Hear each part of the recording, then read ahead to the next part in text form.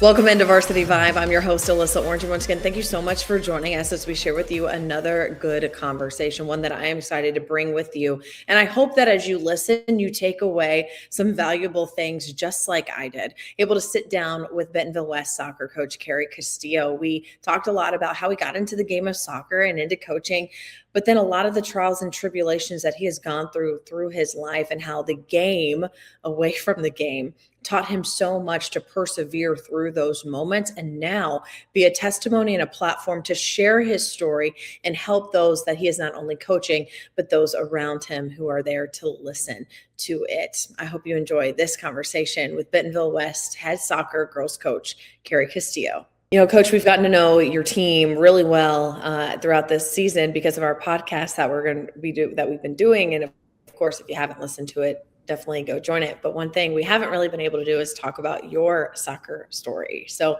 that's something that I really want to dive into and get to know you on and off the pitch, of course. And so with the game of soccer, when did you first fall in love with the sport? As a kid, yeah, played a lot as a kid. Where I grew up didn't really offer us a lot of formal training, but played all the same. And so when I graduated from high school and went to college, there just aren't a lot of opportunities for men's soccer in Arkansas. Not that I would have been good enough anyway, but I also played football, and so I tried to play college football and realized very quickly I wasn't good enough to do that either. But my whole intention in doing that, I knew I wanted to coach. And so I wanted to learn as much as I could. And I initially was at the University of Arkansas, and I walked on there and played 2 years of football there, and just wasn't having the experience I needed to have academically and athletically and personally, and just really hadn't found my place, you know. And so I transferred to Arkansas State University and established a major in education because I knew I wanted to teach and coach. And I found a professor there that I talked soccer with. We would talk about soccer, the sport, and teams and games, et cetera. And he said, well, have you thought about coaching? I said, yeah, I actually really want to coach. And so he took me under his wing, honestly, and taught me more about the game and gave me opportunities to learn how to coach under him with local youth organizations. And so that's really how I got to start in coaching soccer, was with the YMCA in Jonesboro. And so then just in coaching coaches, and then going out and running sessions with him for youth teams. And he was such a great mentor, not just because of the passion he had for the game, but with just how great of a teacher he was of the game. And so learning how to do that from him, I had lots of great mentors as far as coaches that really showed me how to coach, the caring side of coaching. But this guy really expressed how to teach the game. And so I've been so blessed to have mentors like him and the other coaches that I had that showed the way. Yeah. When you say that you knew you always wanted to do coaching, was it just something, when people say, what do I want to be when I grow up? Was it always a coaching thing, or what really kind of sparked your interest in that at a young age? I knew I wanted to be associated with sports in some way. I knew I was not naive enough to think that I was going to be a professional or something like that. But it bothered me to see players injured and not able to return to the game. I don't know. That just didn't sit well with me. And so I thought my initial major was kinesiology. I thought I wanted to go into sports medicine. But the more I got to see that from an athlete standpoint, I saw that the trainers were always spending their time with athletes at their worst moments. And there are some good moments in there, right, where you rehab and you find your way back into the game, but then the trainer is kind of hands off again. So I'm like, do I really want to just walk through the hard stuff, the trying times with them, or do I want to see all of that full spectrum? Right. And so then that's when I changed my major. Yeah. was to coaching. So I always knew I wanted to have a place in athletes' journey. I just Mm-hmm. wasn't always focused as far as what role I wanted to play in that, and that's when I really determined that. Yeah. Yeah. Yeah. So getting involved at the YMCA, I mean, how much of an experience was that? Because most coaches I've talked to have said, oh, I started at the middle school level or I started as Mhm. an assistant at the high school level, but the YMCA is a different animal. Yeah, and you get to see the the youth game is so different Hmm. than the high school game, the college game. You're really at its purest level, where all you're trying to teach them is to love the game.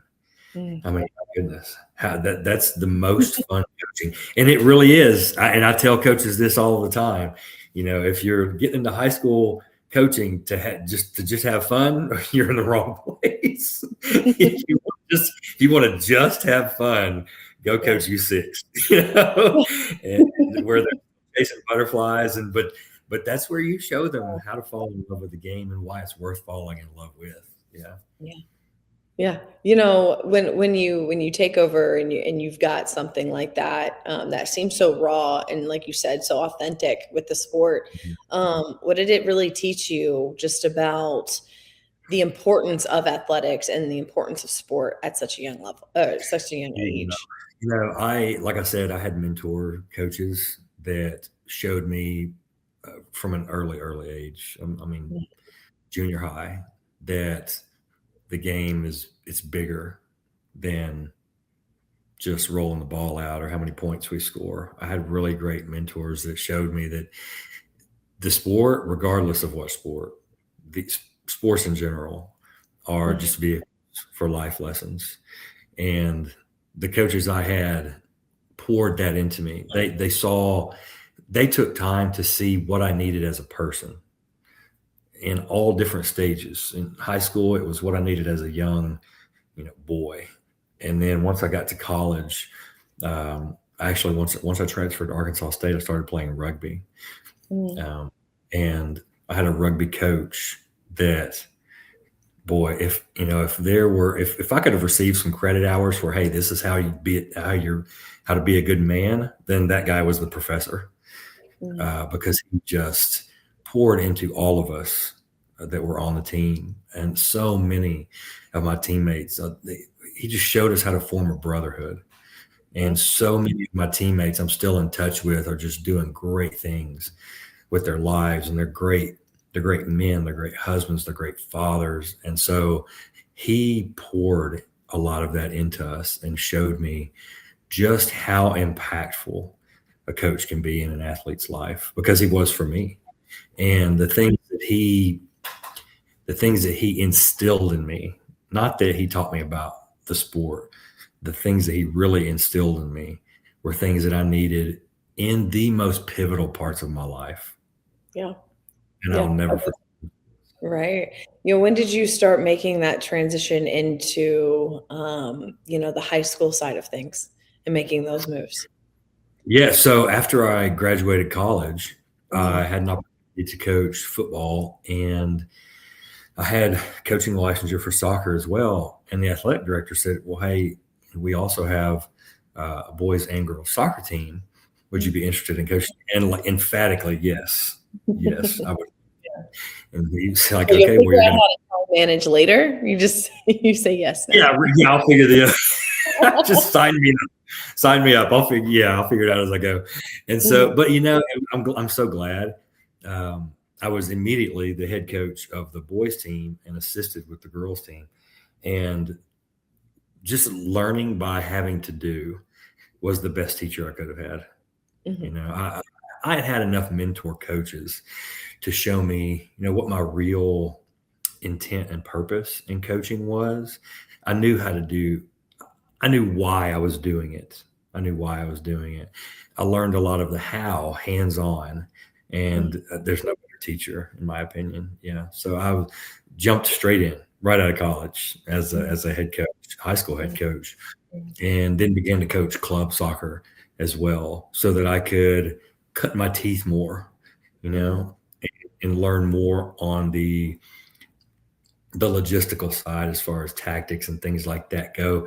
Again, the professor I spent time with in college taught me a lot of those things as we would go to games together and things like that. And he would teach me a lot of the tactical aspect, not just the teaching the game aspect. And so I had a lot of really good teaching for those parts.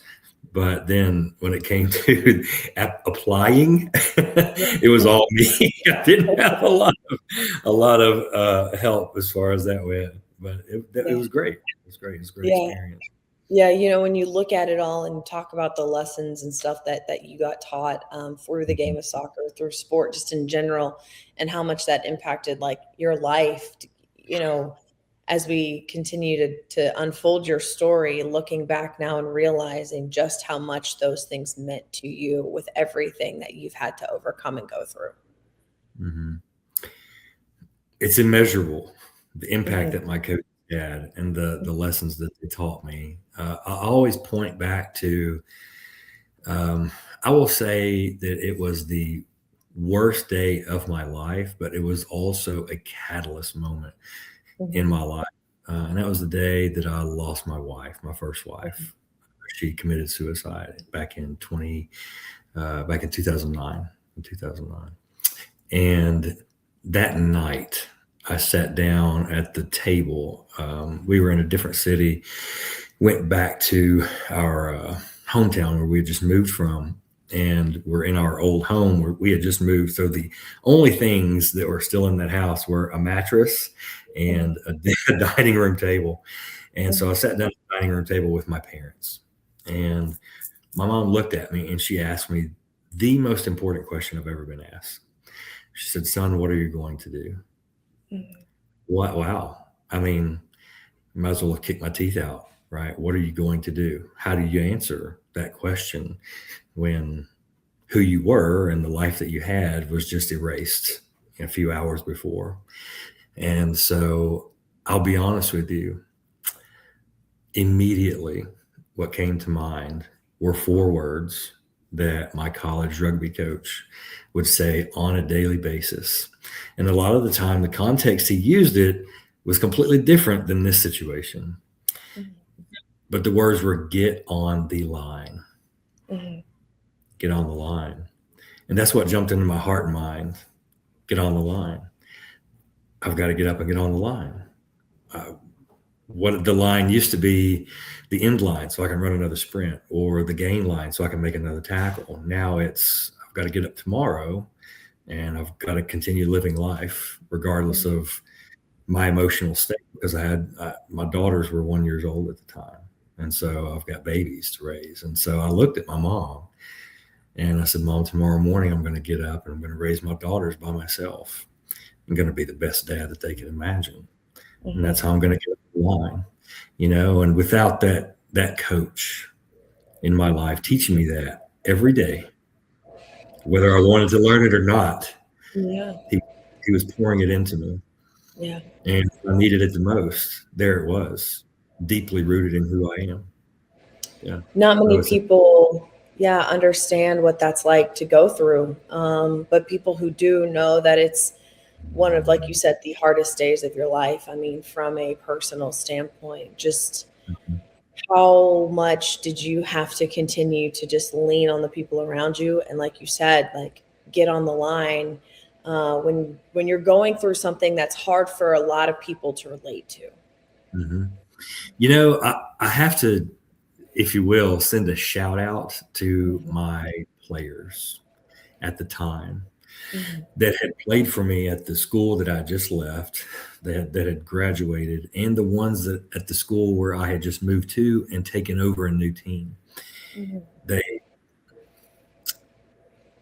now that I think about it, it makes me really grateful and emotional.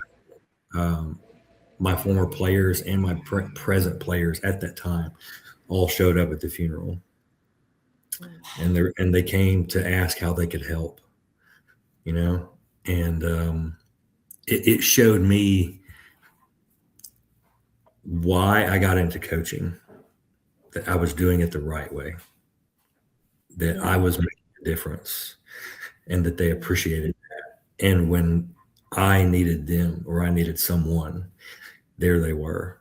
And so all of those families pitched in. They helped take care of my girls. They made meals. They cleaned my apartment when I was away at games with their kids, you know. And the old saying, "It takes a village." I mean, they were my team and their parents. That was my village. And so I did have to lean on them. I did. And as I moved on from that school within the next year and went to a different place, they knew my story, and they immediately, those families and players immediately jumped in and adopted us, and they were my babysitters, and you know, families just were always extremely helpful for me. And I got remarried within the next 2 years after losing my wife. You know, and that was probably another thing. I know that probably sounds like, wow, that was fast. But you know, if my coaches instilled anything in me, it was not to lay down after failure. You know, you can't let this beat you. And so I've spoken a lot on this, and I actually entitle my story as "Broken, Not Beaten." You know, and that sounds like such a soccer or sport rather cliche, but it really is the truth. Can we be broken? Absolutely. We get broken all the time, right? But we don't have to be beaten by the things that happen to us. And we do have to lean on the people around us that we pour into, and we have to be open to them returning that and pouring into us as well. So I absolutely had to lean on my soccer families, if you will. Yeah, in that time with two little girls, I mean, you're probably just trying to, just like you said, just get up and just get through every single day, right? Yeah. And try to just, do the best that you can as a dad and a coach. But how much, as you mentioned, the people in the soccer community helping you, but the game itself, being at a game, coaching the game, help you get through that as well. It was like an escape. Yeah. It was an escape. Yeah. And the group that I had, they had not had a lot of success in the previous years. And I don't know how much of what happened to me that they bought into, as far as seeing the adversity that I was facing and the resilience that I showed by showing up every day for them.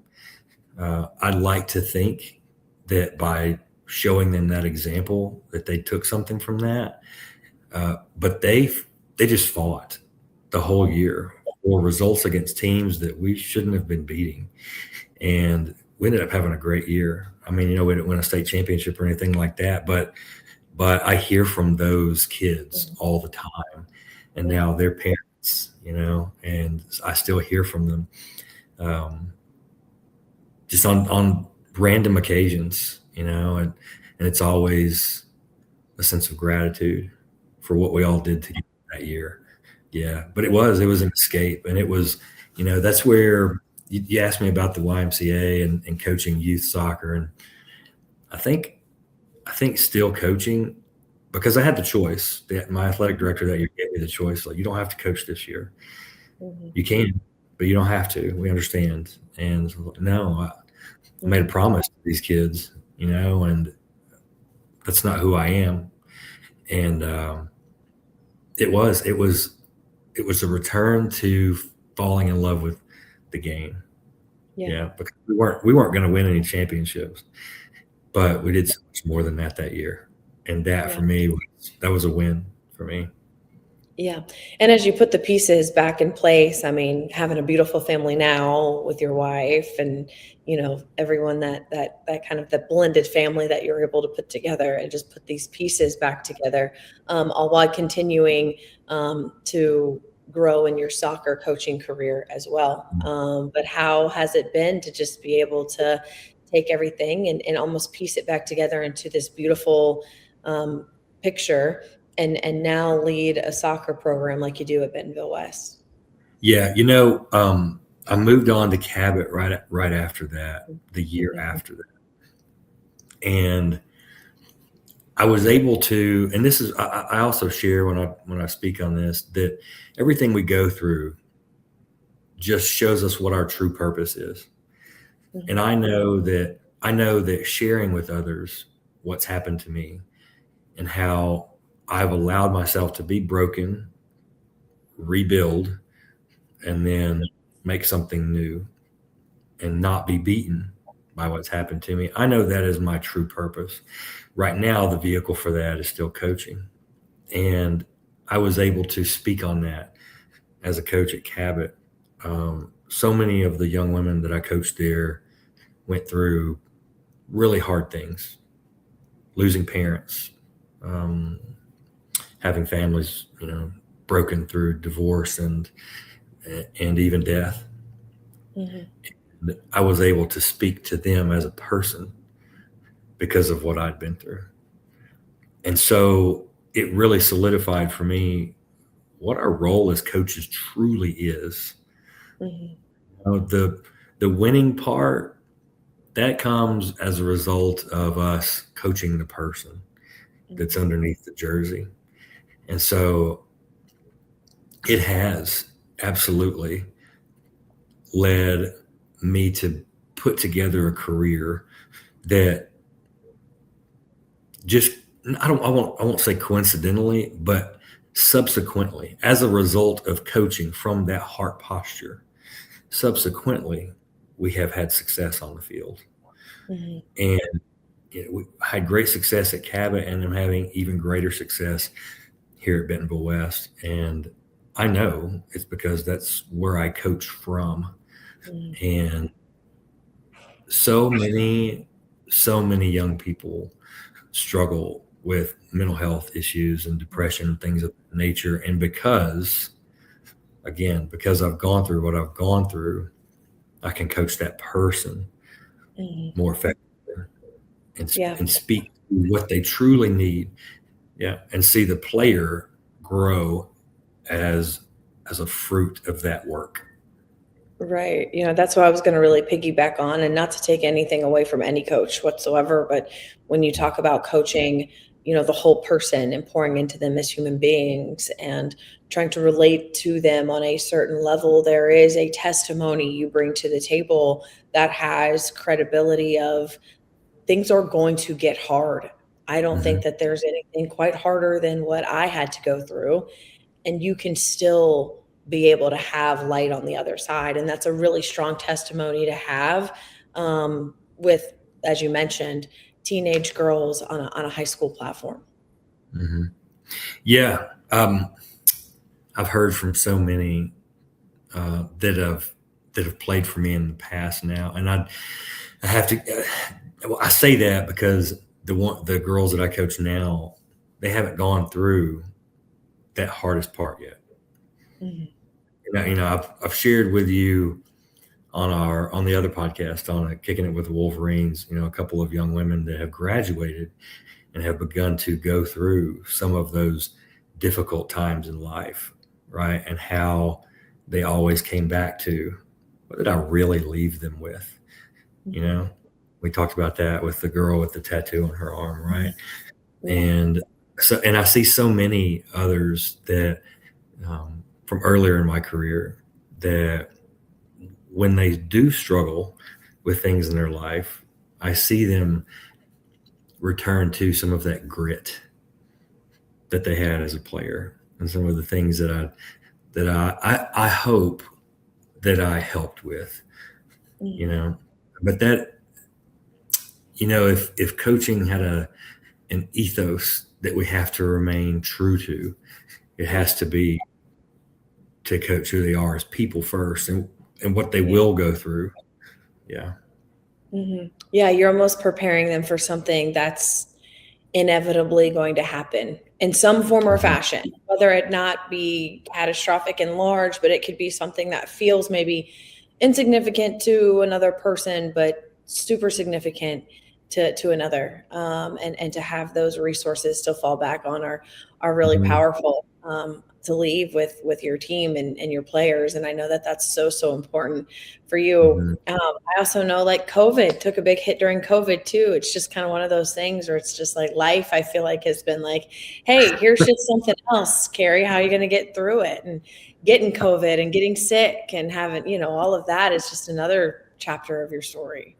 You use the perfect word though, a testimony, right? Yeah. But without the tests, there's no testimony, right?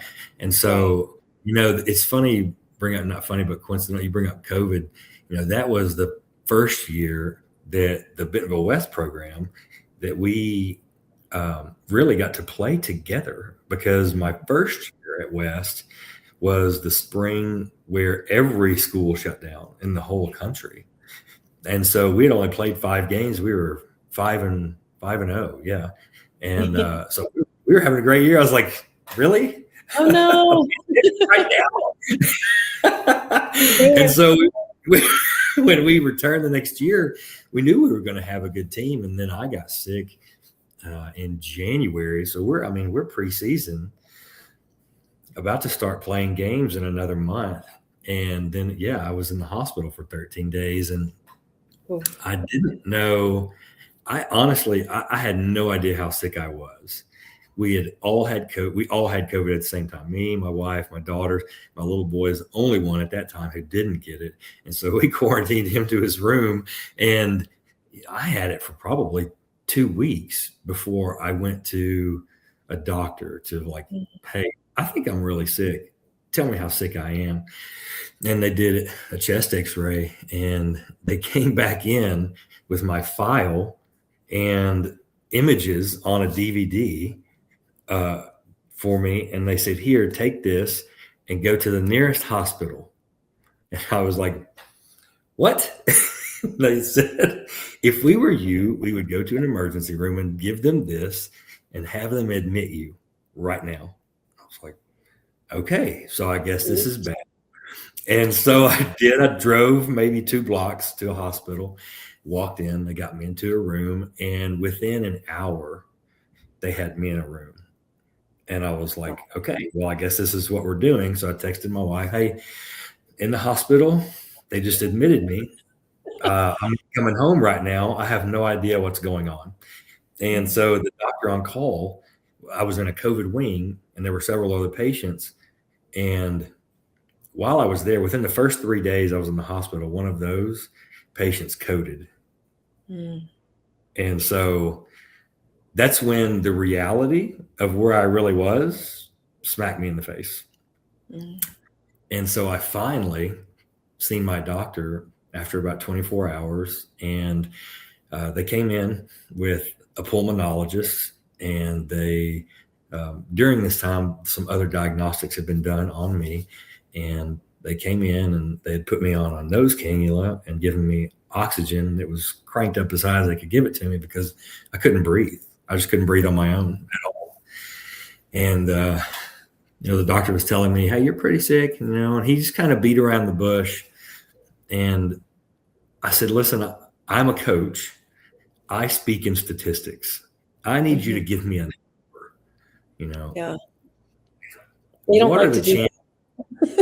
You don't like to do that. Others do not like to do that. I need to know numbers. So tell me, what are my chances of leaving here like tomorrow? And they said, leaving here? We're going to give you less than a 40% chance of living. And I was like, okay. And he was like, your lungs, you have pneumonia. Your lungs are full of fluid. You barely have any lung function. We can't let you leave here. You might not leave here at all. We're going to put you on a ventilator and all these things. And I was like, whoa. Okay. Number one, you're not putting me on a ventilator. You're not, that's how people die. I was like, I'll make you a deal. You can come in here and stick me every hour with antibiotics and steroids, but you got to give me a fighting chance. And so I even asked for antibodies, and they were like, well, antibodies usually aren't very effective after 3 days. And I said, is it going to kill me? He said, no. I said, will COVID kill me? Yeah, probably. Okay, well, give me the antibodies. So I was like, check back in another 3 days. Give me 3 days, and let's see if this gets any better. And so after 3 days, I was not better. I was getting worse. I was like, don't put me on anything. Don't put me on anything. And so slowly, my lung function began to get a little bit better. I mean, we're talking like incremental, small amounts of better, small fractions of better. And they were like, you're really strong, and you're fighting this. So we're not going to put you on any kind of breathing assistance other than oxygen, but we've got to keep you here. Because you just can't leave the hospital. I wouldn't be able to breathe. And so 13 days, that was a lot of prayer going on during that time, let me assure you. And I even remember reaching up toward the ceiling and just asking God, like, if you take me home to my family, give me a platform that I can talk about this from, so that I can tell people what you've done for me. And the last few days that I was in the hospital, I was drawing practice plans up and texting them to my assistant, because we were about to start playing games, Yeah. Oh, yeah. Soccer, by the way, was about to start. Well, in February, right? And so I was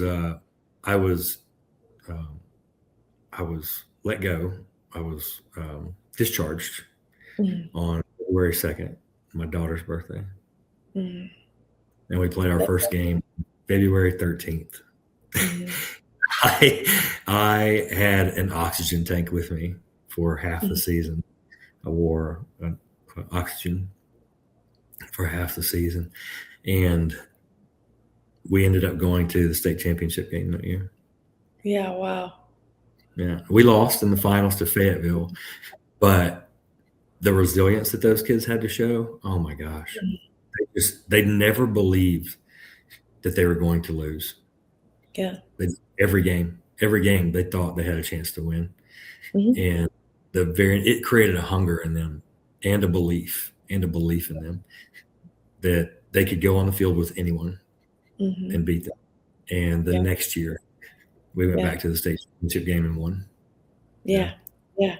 When did throughout all of that, like the perspective from your wife and your family, I mean, you're in a hospital bed, but what was life like for them on the other side? They were trying to get better. I never shared until I got out of the hospital. I did not share with them just how bad my circumstance was. They needed to worry about getting better themselves. And so I just, every day was like a day by day. And sadly, at the time, the hospital staff were so busy. My wife would try to call periodically and check on me. And I'm not answering the phone because I couldn't get up to go. I could barely make it to like the sink to wash my hands before I had to jump back in bed and get back on, because I couldn't breathe. Like 30 seconds was all I had before my oxygen levels would start tanking into the low 80s and 70s. And so I couldn't call her, and let her know just how bad it was. And she was having trouble getting in touch with the hospital staff because it was a COVID wing, And so there were days where she went hours not knowing if I was alive still or not.